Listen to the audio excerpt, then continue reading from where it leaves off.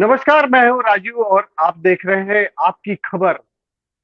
उत्तर प्रदेश में जहां इतने दिनों तक एक शासनकाल बीत गया, दूसरे शासनकाल में योगी सरकार में एक भी दंगा नहीं हुआ। इस बात को जहां सरकार बहुत ही मजबूती के साथ रखती थी, वहीं कानपुर में हुए दंगे ने इस मामले में एक तरीके से सरकार को चुनौती दी है। अब देखने वाली बात यह है कि दंगाइयों से सरकार किस तरीके से निपट रही है, क्योंकि सरकार ने बहुत ही तेजी के साथ कार्रवाई करते हुए इसमें गिरफ्तारियां शुरू कर दी है। और जैसा कि आप देख रहे हैं कि हमारे पास में स्क्रीन पर शिव कुमार द्विवेदी है। शिव कुमार द्विवेदी जी, आवाज आ रही है आपको? जी जी आ रही। हाँ, इस समय हमारे साथ में शिव कुमार द्विवेदी जी है और हम जो चर्चा करने जा रहे हैं, शिव कुमार द्विवेदी जी जो लेकर आए हैं वह ये बात बताने जा रहे हैं कि कानपुर का दंगा ये कोई एक दिन की बात नहीं है। जिस तरीके से पुलिस अब इस मामले का खुलासा कर रही, कहां कहां से नेटवर्क जुड़े हुए हैं, और ये अब कहा जा रहा है कि कहीं कानपुर में दंगा करके जो इस तरीके से उपद्रवी है उन्होंने कोई प्रयोग तो नहीं किया है, क्योंकि उत्तर प्रदेश में उनकी दाल नहीं गल रही थी। उत्तर प्रदेश में एक भी दंगा नहीं होने पाया था। और अब जिस तरीके से कानपुर में दंगा किया गया, उसको लेकर अब इस बात पे चर्चा शुरू हो गई है कि कहीं दंगाई अलग अपना एक अंदर ही अंदर कुछ ऐसा कुचक्र तो नहीं रच रहे थे जो कानपुर में दंगे के रूप में सामने आया है। शिवकुमार द्विवेदी जी, क्या लग रहा है आपको, क्रोनोलॉजी क्या रही है और क्या कारण रहे, क्या इनकी मंशा है जिस तरीके से कानपुर में दंगे किए गए? देखिए, कानपुर में जब कल अचानक इस दंगे की खबर हमारे पास तक आई तो मुझे ये आश्चर्य इसलिए नहीं लगा क्योंकि कानपुर सदैव ही बहुत सेंसिटिव रहा है। कानपुर के जिस इलाके में घटना घटी है राजू जी, क्योंकि मेरा जन्म हुआ है और मैं वहां रहा भी हूँ। तो कानपुर में जिस इलाके में ये हुआ, परेड, बेगमगंज, चमनगंज, नई सड़क, ये मुस्लिम बाहुल इलाके हैं और वहां पर हमेशा जब भी दंगे हुए, चाहे वो 92 का मामला रहा हो, बाबरी ढांचा गिरने का मामला रहा हो, 89 का अगर राम रथ यात्रा का आंदोलन रहा हो, अगर सबसे अधिक पत्थर उस राम रथ यात्रा पे बरसाए गए कहीं तो कानपुर में ही बरसाए गए। और उसके बाद में अगर सबसे भीषण दंगे हुए तो या तो मुंबई में दंगे हुए श्री राम जन्मभूमि आंदोलन पे, और या तो कानपुर में हुआ। कानपुर में दंगों का एक लंबा इतिहास, आजादी के बाद से लेकर के लगातार वहां दंगे होते रहे। और कुल मिलाकर के दंगों को संरक्षण देने वाले लोग विभिन्न राजनीतिक पार्टियों में प्रशय पाते हैं। आज स्थिति आप देखिए, इस दंगे के पीछे कल ही मेरा मन ये कह रहा था कि इस दंगे के पीछे हो ना हो पीएफआई होगा, पॉपुलर फ्रंट ऑफ इंडिया, हम्म। जिसपे हम लोगों ने एक एपिसोड तक किया था 2021 में। और वो लंबा एपिसोड किया था, पीएफआई के बारे में बहुत कुछ जानकारियां हमने दी थी। अगर हमारे व्यूवर्स चाहें तो आपके यूट्यूब चैनल पे जाकर के उस डिबेट को देख सकते हैं जहां हमने पीएफआई को बारीकी से बताया था कि पीएफआई है क्या। हम्म। सच्चाई है कि student hmm. Islamic movement of India 2000 में बैन हो गया था अटल बिहारी वाजपेयी जी की सरकार हम्म। में। और 2000 में बैन होने के हम्म। बाद इसने अपना नाम बदल के काम करना शुरू किया, जिसको इसने पीएफआई का नाम दिया, पॉपुलर फ्रंट ऑफ इंडिया, जो कि कर्नाटका में बना।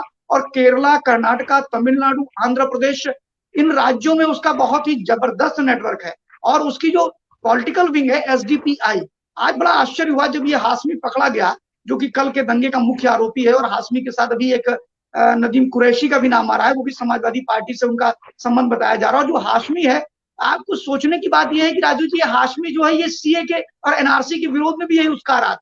इसके ऊपर हम्म। सीएलए के थ्रू 7 मुकदमे दर्ज है। और मजे की बात, जब कल कुछ मीडिया कर्मी जाकर के इंटरव्यू उनकी पत्नी से ले रहे थे और इनकी बहन से ले रहे थे, उन्होंने पूछा क्या इससे पहले भी इनके कोई आपराधिक रिकॉर्ड थे, क्या इस तरह की घटनाओं में इनका नाम आया, तो उन्होंने साफ इंकार किया कि नहीं, ये तो साहब बहुत अमन पसंद है और पूरे बलरामपुर के शहर के लोग इन्हें चाहते हैं। तो सॉरी, क्षमा करिए, कानपुर के लोग के कौन? शहर, कानपुर शहर के लोग इन्हें चाहते हैं। उन्होंने ऐसा कहा। तो मेरा सिर्फ इतना कहना है हम्म। कि जो कानपुर की घटना घटी हाशमी जी की, इनमें एक और बड़ी हम्म। मजेदार बात है राजू जी।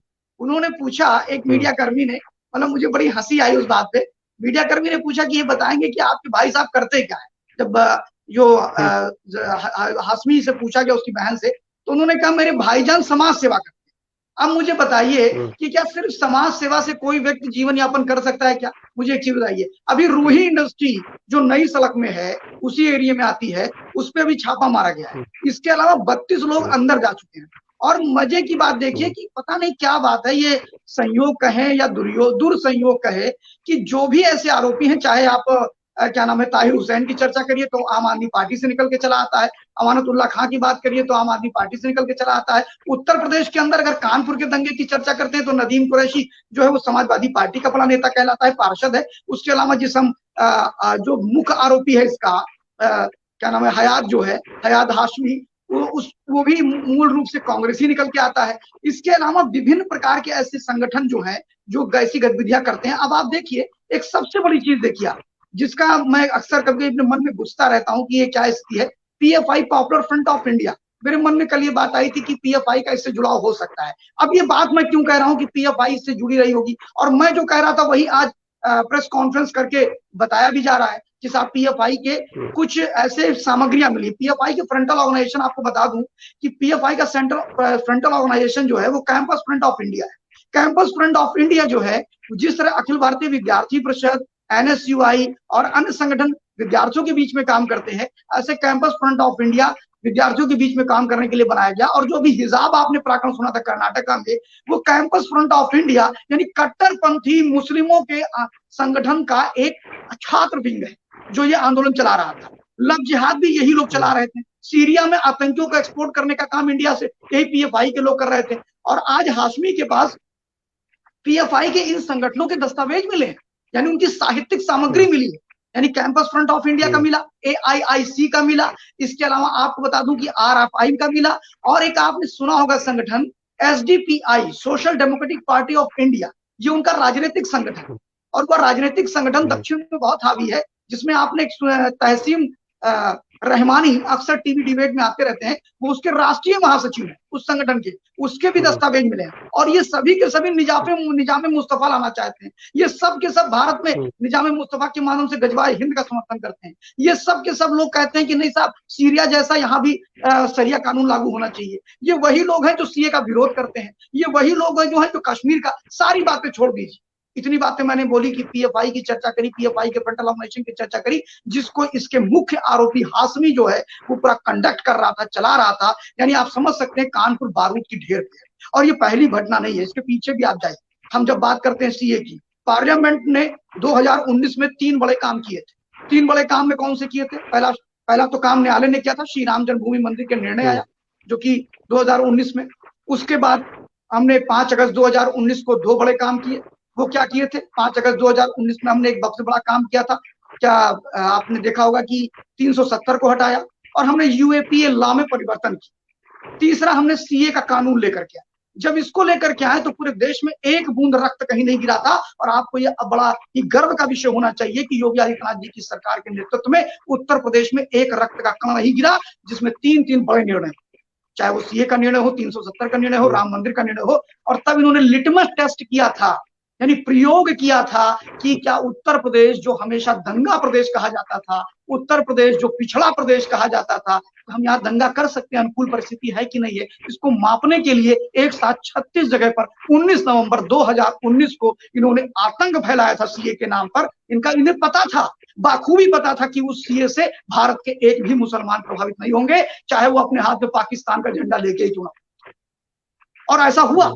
कल के आंदोलन में कानपुर में आपने दंगा किया, दंगे की पृष्ठभूमि आपने क्या लिया कि साहब मोहम्मद साहब को नुपुर शर्मा ने बोल दिया था। मोहम्मद साहब को नुपुर शर्मा ने बोला है, अगर आप जाइए ना, न्यायालय आपके लिए खड़ा हुआ है। आपने जब शिवलिंग ज्ञान वापी मंदिर में शिवलिंग पाया गया, आपने भद्दे भद्दे कमेंट किए। आपने हमारे आराध्य भगवान महादेव को, उनको शर्मगाह कहा उस शिवलिंग को। तब किसी एक भी हिंदू ने नहीं कहा कि तुम्हारा सर कलम करके ले आया जाए या तुम्हें भारत देश से बाहर निकाल दिया जाए। किसी हिंदू ने इस प्रकार की चर्चा करी? नहीं करी। लेकिन मैं पूछता हूं, नुपुर शर्मा ने जिस बात को कहा, नुपुर शर्मा ने तो उनके किताब के आईने से कहा, उनके धार्मिक साहित्य के आईने से कहा। जब हदीस में आप जाएंगे तो उसमें बाकायदा हदीस में जो मोहम्मद साहब उसकी चर्चा इसलिए करना उचित नहीं होगा क्योंकि जो है उस मामले में ठीक है, जो भी तकलीफ है वो जाके कोर्ट में जो है मेरा अपने बातों को रख सकता है, लेकिन ये बात आपकी सही है, ये बात आपकी सही है कि जिस तरीके से उन लोगों ने जो अपशब्द कहे, उससे किसी ने भी कोई ऐसी बातें नहीं कही जिससे कहीं कोई दंगा भड़के या कुछ भी रहे, अशांति फैले। तो फिर ऐसी कौन सी बात सामने आ गई कि एक बात पे जो है आप पूरे पूरे मतलब इतने लोगों को मैसेज पास करके एक पूरी तरीके से आप कुचक्र रच के जो है प्रदेश को जो है दंगे की आग में झोंकना चाहते हैं। नहीं और सबसे बड़ी चीज ये भी समझने वाली बात है कि ये एक दिन का मामला नहीं होगा। इस पे आपको क्या लग रहा है, अभी तक जो आपने देखा होगा घटनाक्रम, इसमें क्या लग रहा है कि ये एक दिन की तो बात होगी नहीं, ये तो एक बहाना है केवल कि हाँ एक बयान आ गया और इस तरीके से करना है। नहीं आपको ये क्या लग रहा है? नहीं, ये इन्होंने बहाना लिया, समझिए आप, नुपुर शर्मा का एक मामला लिया इन्होंने, बहाना लिया। पूरे देश भर में नुपुर शर्मा को लेकर के इस प्रकार के प्रोटेस्ट नहीं होते। आप एक चीज बताइए, जब देश के प्रधानमंत्री और देश के राष्ट्रपति और प्रदेश का मुख्यमंत्री कानपुर में हो और जिस जगह पर घटना घटी उससे कुछ ही दूरी पर हो, तो इस प्रकार के दंगे करने का क्या औचित्य है? बार बार भारत को बदनाम करना। कभी जब ट्रंप आते हैं तो आप दंगा करते हो दिल्ली के अंदर, जब क्या नाम है राष्ट्रपति हमारे देश में जब बाइडेन आने का अभी कुछ दिन पहले एक और घटना घटी थी, उसमें भी आपने दंगे किए दिल्ली के अंदर। जब जब कोई विदेशी मेहमान हमारे यहाँ आता है तो आप इस प्रकार के दंगा करके क्या मैसेज देना चाहते हैं? आप यही बताना चाहते हैं कि साहब भारत में असहिष्णुता व्याप्त है और सिर्फ तुम ही को व्याप्त है? तो ये एक सोची समझी रणनीति का हिस्सा था। दूसरी चीज, अगर आपको वहां पर आपत्ति थी, आप देखिए वो चंद्रशेखर हाथा जिस पर अटैक किया गया, वहां पर 12 से 15 लोग घायल हुए। 12 से 15 में हमारे कुछ दलित भाई भी थे जिनको भी खूब चोटें आई हैं। वो वहां पर सिर्फ छोटे थोड़े ही हिंदू बचे हैं, बाकी तो कैप्चर करते चले गए, उन्हें किसी तरह पलायन करने पर मजबूर करते रहे। और छोटा वो चंद्रशेखर हाथा जो है वहां पर आपने हमला किया, हमला करते हैं वो भी समझ में आता, चलो भाई क्योंकि आपकी संस्कृति ऐसी है, आप असभ संस्कृति के जनक हैं, जहां पर आप 13वीं और 10वीं शताब्दी में जीने के लिए आतुर रहते हैं। आपको ना लाइट चाहिए ना बिजली चाहिए, आपको बड़े बड़े पहाड़ों के अंदर गुफा चाहिए। तो ऐसे लोग ये सब काम करते रहेंगे। वो चाहते हैं फिर से मोहम्मद साहब का समय आ जाए, तो वो नहीं आना भाई, वो बिल्कुल नहीं आना। मोहम्मद साहब के समय में वो ऊंट पे चल करके पानी पीना, ये लाना वो लाना, पानी बड़े मुश्किल से मिलता था, तो वो समय नहीं आएगा। मोदी घर घर पानी पहुंचाए, पहली चीज। तो मैं सिर्फ इतना कहना चाहता हूँ कि वहां पर सारे विरोध आपने के समझ में आता है। एक चीज बताइए राजीव जी, ये अल्लाह अकबर, नारे तकबीर, अल्लाह अकबर कहना, उसके बाद जो कश्मीर में स्थिति है कि कश्मीर में टारगेट किलिंग में जब आतंकवादी आता है तो पूछता है तुम्हारा नाम क्या है, और जब वो बता देते हैं शिव कुमार तो गोली मार दी जाती है। आप वह परिस्थिति वहां तैयार कर रहे थे। आप कानपुर के दंगे में भी वही कर रहे थे, पूछ रहे थे, तुम नाम पूछ पूछ करके दुकानों को लूटने का काम कर रहे थे। उसके बाद में ये तक भी हो गया, और इससे बढ़ करके सबसे बड़ा काम उन्होंने किया जो पाकिस्तानी झंडे लहराए। उससे बढ़ करके काम ये था कि छोटी मोटी घटना नहीं है राजू जी, जो उन्होंने पाकिस्तानी झंडों को लहराया, और ऊपर से उनके यहाँ की क्या महिलाएं भी। ये बिल्कुल कहीं बिल्कुल सामने आया है क्या कि पाकिस्तानी झंडे बिल्कुल बिल्कुल, ये मीडिया रिपोर्ट में आया है, ये मीडिया रिपोर्ट में आया है कि पाकिस्तानी झंडे लहराए गए। और आपको बता दूं कि वहां के चश्मदीद गवाहों ने बताया कि वहां पर झंडे लहराए गए, और इसके अलावा जो बड़ी ऊंची बिल्डिंगें थी वहां से उनकी महिलाएं भी ईंटें फेंक रही थी, पत्थर फेंक रही थी। बड़ा अजीब लगता है कि जब लोग कहते हैं कि आतंकवाद का धर्म नहीं होता है, जब लोग कहते हैं दंगाइयों का कोई चेहरा नहीं होता है, ये अल्लाह अकबर, नारे तकबीर, ये किस चेहरे का नाम है भाई? मुझे बताएगा कोई, मुझे कोई बताएगा ये पाकिस्तान जिंदाबाद ये किस चेहरे का नाम है? मुझे तो नहीं लगता कि शिव कुमार द्विवेदी पाकिस्तान जिंदाबाद के नारे लगा रहे होंगे, या जो लोग खुद मार खा रहे थे वो पाकिस्तान जिंदाबाद के नारे लगा रहे होंगे। और ये सब करने के बाद आप उल्टा चोर कोतवाल को डांटे कि साहब ये तो स्थितियां उन्होंने गंभीर कर दी। आप बताइए, जो संख्या में कम है, क्या वो युद्ध करना चाहेंगे? और 4000 लोग अचानक कैसे आ गए जुमे की नमाज के बाद? मुझे तो लगता है कि जब सबसे बड़ी बात, सबसे बड़ी बात, हमारे यहाँ जब पूजा पाठ हम लोग करने जाते हैं किसी मंदिर में, तो बाहर निकलते हैं तो दान पुण्य करने का प्रयास करते हैं, कुछ लोगों को दान करते हैं, कहते हैं हे भगवान आज सब कुछ अच्छा रखना, किसी से लड़ाई झगड़ा ना हो, अपनी पत्नी से भी लड़ाई झगड़ा ना हो, इस प्रकार की भगवान से अरदास करते हैं। और ये जब जुमे की नमाज से निकलते हैं तो ये पत्थर मारते हैं, और भी निर्दोषों पे पत्थर मारते हैं, और कहते हैं हिंदुओं को काट डालेंगे, मार डालेंगे। ये मैं नहीं कह रहा हूँ, इतने जितने शब्द मैंने बोले हैं ये सारे मीडिया रिपोर्ट में है राजीव जी। ये मैंने एक शब्द अपनी तरफ से ऐड नहीं किया है, चाहे वो पीएफआई से इनका कनेक्शन की बात रही हो, चाहे वो नाहिद हुसैन नदीम कुरैशी की बात रही हो जो समाजवादी पार्टी का पार्षद है। और यही चीज, और आप देखिए, ये मैं कहूँ समझ में नहीं आता, लेकिन जब इस देश की सरकार में बैठी हुई विभिन्न संस्थाएं, संवैधानिक संस्थाएं, ईडी का नाम हमें ध्यान होगा कि सीए का प्रोटेस्ट जब चालू हुआ था तो पूरे उत्तर प्रदेश को ये शाहीन बाग बनाना चाहते थे। समझिए आप मेरी बात, क्रोनोलॉजी तो इतनी बड़ी थी, लेकिन यहाँ चूंकि योगी का डंडा ऐसा चला कि मात्र 4 घंटे के अंदर उत्तर प्रदेश के 35 जिलों को में जो ये विरोध करना चाहते थे, 35 जिलों में जो ये पूरे आतंक मचाना चाहते थे, जिसमें मैं आपको बताना चाहूंगा कि बलरामपुर, बहराइच, संभल, गोरखपुर, बदायूं, कानपुर, ऐसे बहुत से। और आपको हजरतगंज लखनऊ की बात बताता हूँ कि परिवर्तन चौक पर भी इस प्रकार के आंदोलन चल रहे थे, गाड़ियां फूंकी गई, सारी चीजें हुई, और उसको नियंत्रण में लिया गया। और वहां पर कुछ बाहरी तत्व आकर के लोगों को निर्देश दे रहे थे, अंग्रेजी में निर्देश दे रहे थे। अच्छा हाँ, ऐसा ये ये ये आपने बड़ी महत्वपूर्ण बात कही। इसमें भी जो क्या नाम है, ये जो दंगा हुआ कल, इसमें भी मुस्लिम पक्ष का भी कहना है कि कुछ बाहरी लड़के, शरारती शरारती तत्व आए थे, जो मुंह बांधे हुए थे, चेहरा उनका नहीं समझ में आ रहा था, उन लोगों ने इसकी शुरुआत की। तो सबसे बड़ी बात यह है कि वो कहाँ से आ गए, अचानक कहाँ से हम्म प्रकट हो गए। मैं यही कहना चाहूंगा कि बाहरी तत्व की जो बात हो रही है, अभी मैंने पीएफआई का नाम लिया। पीएफआई का तो बेस इंटरनेशनल लेवल पर है भाई। वो तो सीरिया तक सप्लाई करते हैं आतंकी, और उत्तर भारत से सप्लाई करते हैं। मुंबई के लोग पकड़े गए और सब पकड़े गए। और कानपुर की अगर हम बात करें, पीएफआई को जब आपने 19 नवंबर 2019 को जब बड़ी घटना घटी थी पूरे देश में, सीए को लेकर प्रोटेस्ट किया गया था उत्तर प्रदेश में, एक 118 करोड़ रुपए लोगों के अकाउंट में डिपॉजिट किए गए थे जिस दिन ये दंगा हुआ उसके एक दिन पहले, समझिए, 19 नवंबर से पहले। और अगर आप देखिएगा, ये मैं आपके विश्वासमंद भरोसेमंद चैनल आपकी खबर पे बोल के जा रहा हूं कि आप बस चंद दिन रुक जाइए, इसमें भी आपको बड़ी फंडिंग दिखाई पड़ेगी पीएफआई की। 68 करोड़ रुपए अभी कल पीएफआई के फंड, ईडी ने उसके फंड को सीज किया है, 68 करोड़। उसकी एक फ्रंटल ऑर्गेनाइजेशन आरईएफ है, उसको भी कंडक्ट किया उन्होंने। और अभी आप देखिएगा इसमें भी निकल करके आएगा। और जो 2019 में हुआ था उसमें 112 करोड़ रुपए का ट्रांजेक्शन हुआ था, और उसमें बहराइच में पैसा आया था, संभल में पैसा आया था, कानपुर में आया था। और आप साहब फिर एक चीज समझिए कि कानपुर है क्या, ये तो योगी आदित्यनाथ जी की सरकार है। वरना कानपुर राम मंदिर निर्णय आने के बाद एक एक महीने दंगे कानपुर में होते थे राजू जी। मुझे आज भी याद है कि जब मैं बहुत छोटा था और 89 के समय में, और जब राम मंदिर आंदोलन चलता था, जब बड़े बड़े दंगे होते थे, तो कानपुर में दंगा 15 दिन, 20 दिन, 25 दिन चलता था। जम के दंगा चलता था कानपुर में। मेरठ दंगे का प्रमुख केंद्र हुआ करता था। तो कानपुर तो इसकी एक बहुत बड़ी नर्सरी है जहां से आतंकी तक भेजे जाते हैं। इसको आप हल्के में मत लीजिए आप कानपुर को। अभी आपने सुना होगा कि धर्मांतरण को लेकर के जब खुलासा नोएडा में हुआ, जिसका सेंटर लखनऊ में था, और उसमें सबसे अधिक धर्मांतरण के कलीम सिद्दीकी को जब पकड़ा गया, मौलाना कलीम सिद्दीकी को, जो कि हिंदू ही था, परिवर्तित हुआ था, मूक बधिरों को कन्वर्ट कर रहा था, जो बोल नहीं पाते थे बेचारे और सुन नहीं पाते थे, उनको कन्वर्ट करता था, वो भी कानपुर से उनके लिंक पकड़े। कानपुर में बहुत बड़ा गिरोह इनका चलता है। ये फंडिंग कहां से होती है मुझे बताइए। ये फंडिंग कहीं से होती है ना। और आपको बता दे रहा हूं कि जब हम कश्मीर के बारे में टारगेट किलिंग की बात करते हैं, मुझे लगता है पूरे देश का माहौल कश्मीर जैसा है।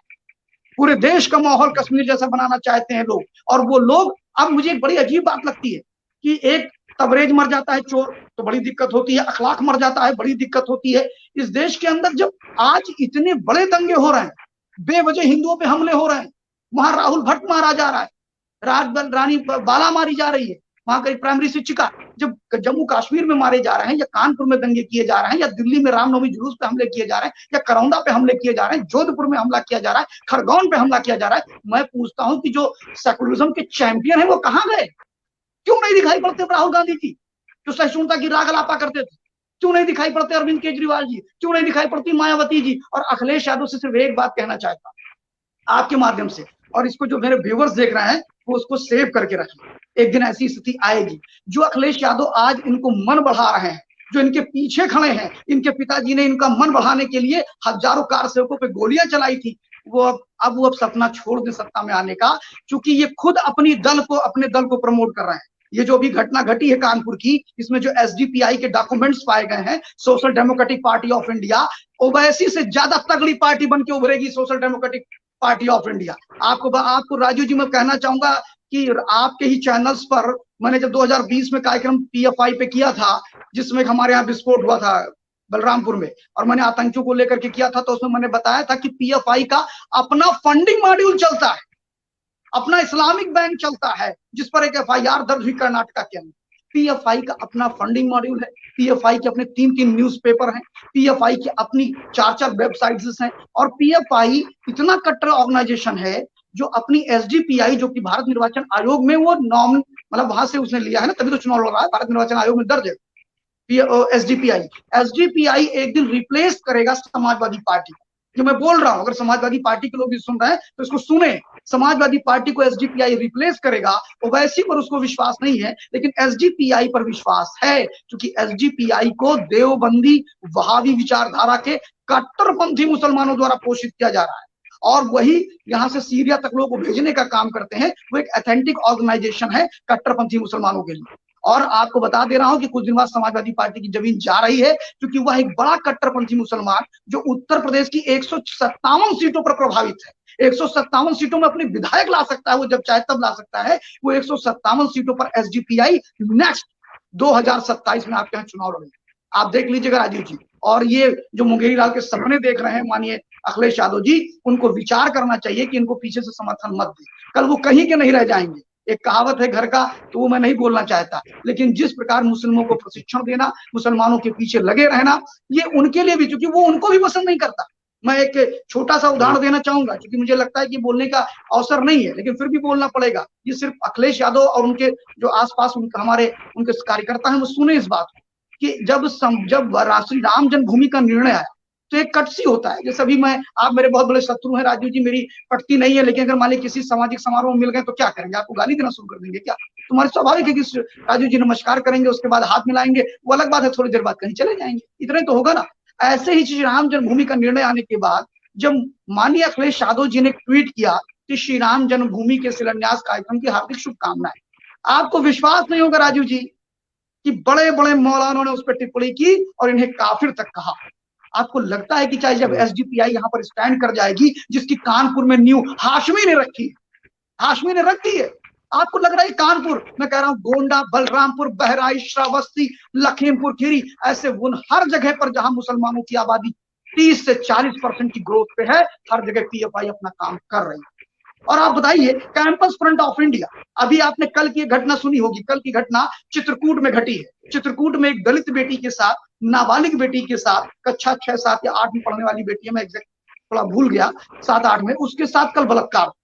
अब चूंकि बलात्कारी मुसलमान था, समझिए राजू जी, तो कोई हो हंगामा नहीं हुआ, राहुल जी भी नहीं आए, लॉ एंड ऑर्डर भी ठीक है अभी तक तो उत्तर प्रदेश का, समझिए आप मेरी बात, समझिए मैं व्यंग्यात्मक कह रहा हूं कि लॉ एंड ऑर्डर भी ठीक है, समझिए आप, तो वहां पर वो नहीं गए। लेकिन कैंपस फ्रंट ऑफ इंडिया ने हाथरस के प्राखण को कितना बम्पर बढ़ाया, और उसमें जो 2 लोग अभी भी अभियुक्त, उत्तर प्रदेश सरकार ने उनको पकड़ रखा है, समझिए आप, बंद कर रखा है। तो मेरा सिर्फ इतना मानना है कि एक बहुत बड़ा षड्यंत्र भारत के खिलाफ चल रहा है, और वो बहुत बड़ा षड्यंत्र सिविल वार की तरफ भी जा रहा है, समझो आप, वो चाहते हैं सिविल वार करना, और ये बहुत बड़ा षड्यंत्र है। ये तो इस देश की हमें बार बार धन्यवाद देना होगा, हमारे पुलिस कर्मियों को, हमारे इंटेलिजेंस के कर्मियों को, हमारी देश की शासन व्यवस्था को देखने वाले उस दल को जो राष्ट्र के प्रति प्रतिबद्ध है, जो एक एक नागरिकों के प्राणों की रक्षा के लिए प्रतिबद्ध है। और सुनिए, वो नागरिकों की रक्षा के लिए प्रतिबद्ध है, ना वो हिंदू के लिए ना मुसलमान के लिए, जो गलत करेगा उसको पीटा जाएगा, चाहे वो बदन सिंह हो और चाहे वो कोई भी। अभी लेटेस्ट क्या इसमें डेवलपमेंट क्या है? अभी जैसा कि ये पता चला जितने लोग अरेस्ट हुए थे उनको जो है कानपुर की कोर्ट में रिमांड पर जो है प्रस्तुत किया जा रहा है, और उसके बाद में और अभी क्या जानकारी है आपके पास में? देखिए, इसकी सबसे बड़ी चीज तो ये है कि जो भी जफर हयात हाशमी जो पकड़ा गया, जिसको अभी तक लोग पॉस्चराइजिंग कर रहे थे कि वो साहब बहुत बड़ा मसीहा है, मुझे लगता है कि अल्लाह के रसूल के बाद उसी का नाम आ रहा था, ऐसी स्थिति पैदा हो रही थी। तो आज उसने कबूल दिया कि नहीं साहब, मैं वो नहीं हूं जो आप समझ रहे हैं, अल्लाह ने तो मुझे पाक काम करने के लिए भेजा था, लेकिन मैंने गुनाह किया है, पता नहीं दोजख मिलेगा कि उसको जन्नत मिलेगी, लेकिन उसने कबूला, और 5 बड़े रसूख वाले लोगों का नाम बताया, समझिए आप। और कानपुर में जो 5 में 2 ऐसे हैं राजू जी जो बहुत बड़ा नाम है, अब उसके खुलासा होना बाकी, 2 बड़े नामों का खुलासा उन्होंने किया है, अब पता नहीं वो 2 कौन है। और आपने जो भी बात कही थी, पीएफआई मेरे मन में था, लेकिन आपने ध्यान दिया होगा कि कल ये घटना घटी, घटना के शाम को मौलवियों का एक संगठन है, मौलवियों का संगठन है, उस संगठन ने भी लेटर लिख करके प्रशासन को कहा कि साहब ये पीएफआई का मॉड्यूल है, यानी समझिए, वो कह रहा है ये पीएफआई का मॉड्यूल है, पत्थर मारना, पीएफआई ही पत्थर मरवा रही थी। आप समझिए, कश्मीर का जो मॉड्यूल था वो पीएफआई पूरे भारत में अडॉप्ट करा रही है, चाहे वो आप रामनवमी की यात्रा में देखिए पत्थर मारा गया, तमंचा भी इनके पास होता है, तलवार भी होती है, लेकिन ये पत्थर ही मारते हैं, समझिए, हथियार, गैर कानूनी हथियार तो इन्हीं के पास होते हैं सबसे अधिक। उसके बाद में आप देखिए पीएफआई का उन्होंने मॉड्यूल का पीएफआई निकल के आया, ये इसको इतने हल्के में नहीं लेना चाहिए। पत्थर इकट्ठे करके ठेले पर जो है इन उपद्रवियों के बीच में पहुंचाया जा रहा था कि ये लोग पत्थरबाजी करें। इसका मतलब पूरी तरीके से सुनियोजित इनकी साजिश थी, प्लानिंग एक दिन की नहीं थी। और कितना बड़ा ब्रीच किया इसने जाके जब पुलिस के सामने 3 तारीख को ही कह दिया था कि अभी हम इसको जो है आगे के लिए पोस्टपोन करते हैं, और उसके बावजूद जो है जो बंद किया का आह्वान किया गया था, ये क्यों हो गया, किसने कर दिया? अगर जिसने ही मांग की थी।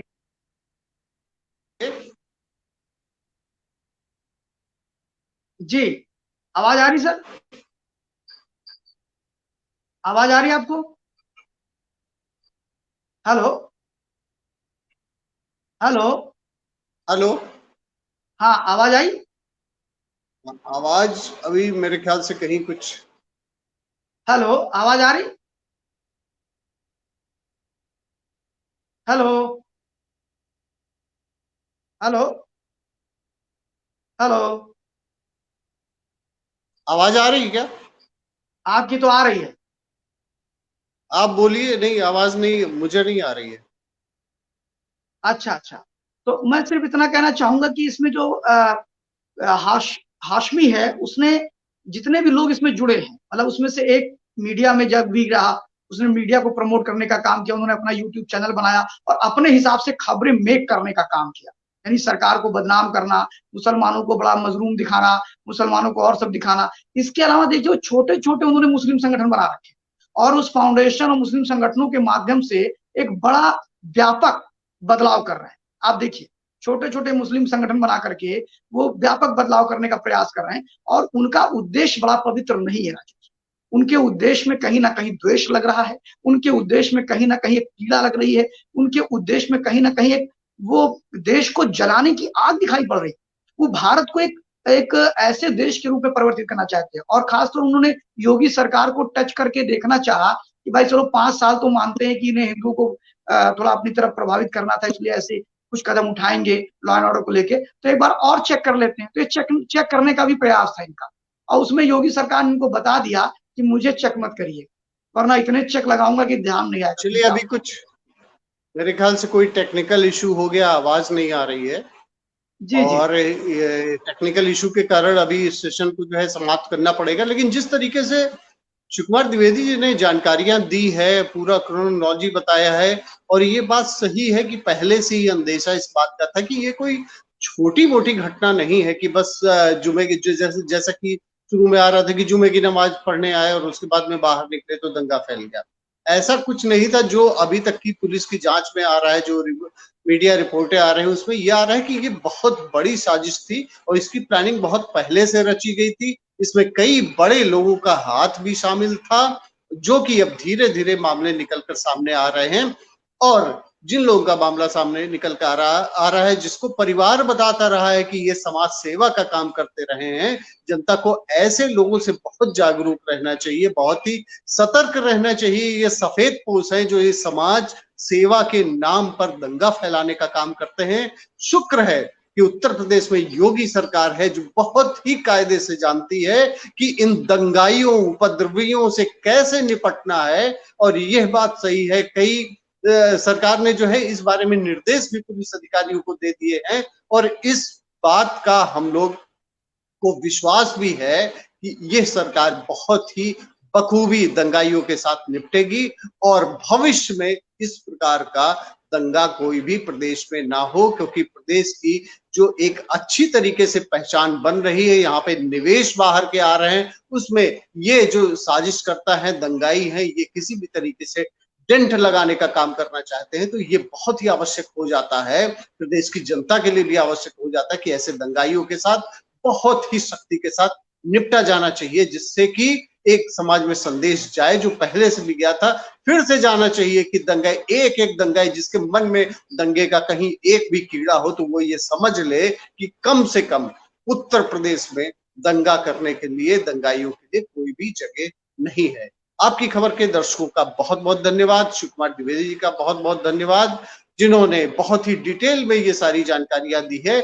हम फिर किसी मुद्दे पर एक बार फिर से आपके सामने आएंगे, तब तक के लिए आप लोगों का बहुत